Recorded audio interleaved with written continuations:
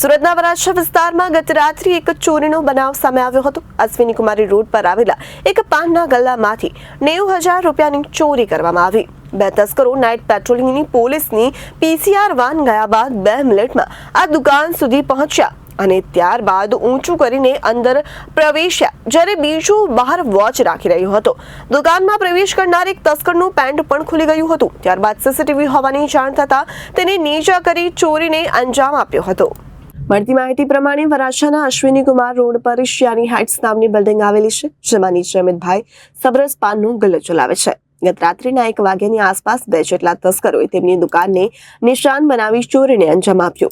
1 વાગ્યા આસપાસ આ બંને તસ્કરો પોલીસની નાઇટ પેટ્રોલિંગની પીસીઆર વાન ગયા બાદ 2 જ મિનિટમાં આ દુકાન સુધી પહોંચ્યા। દુકાન ખાતે અડધો કલાક સુધી બેસી રહ્યા અને ત્યારબાદ તકનો લાભ ઉઠાવી દુકાનનું શટર ઊભું કર્યું હતું અને ત્યારબાદ એક પાતળો તસ્કર દુકાનની અંદર નીચેથી ગળકીને પ્રવેશ્યો, જેમાં તેનું પેન્ટ પણ ખુલી ગયું હતું, જેથી તેણે અંદર પ્રવેશ્યા બાદ પહેલા પેન્ટની ક્લિપને બંધ કરી અને દુકાનમાં સીસીટીવી હોવાની જાણ થતાં રૂમાલ બાંધી લીધો। ત્યારબાદ દુકાનમાં રહેલા સીસીટીવીને ઊંધા કરી નાખ્યા।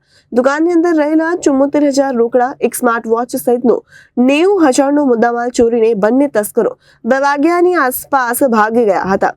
અશ્વિની કુમાર સ્મશાન તરફથી આવીને આ ચોરીને અંજામ આપ્યો અને ત્યારબાદ તે ફરી એ જ તરફ જતા રહ્યા। સવારે 6 વાગે દુકાનના માલિક પહોંચતા ચોરી થઈ હોવાની જાણ થઈ। ત્યારબાદ વરાછા પોલીસને જાણ કરી હાલ વરાછા પોલીસે સીસીટીવીને આધારે તપાસ હાથ ધરી છે અને ફરિયાદ નોંધવાની તજવીજ હાથ ધરી છે। Reporter Arvind Rathod, Janadesh news, Surat.